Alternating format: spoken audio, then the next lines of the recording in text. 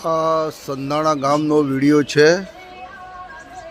મૌલી સાહેબની મહેનત, આલિમોની મહેનત, અને બીજું કે એ લોકોના બયાન સાંભળીને પોતાના વાલીઓ, મા બાપે બી છોકરાઓને પતંગ ના ઉડાવવાનું અને કેટલો મોટો ગુનો છે એ વાત બતાડીને આજે સંધાણાની અંદર કોઈ ધાબા પર કોઈ છોકરો કોઈ પતંગ ઉડાવવા દેખાતો નથી.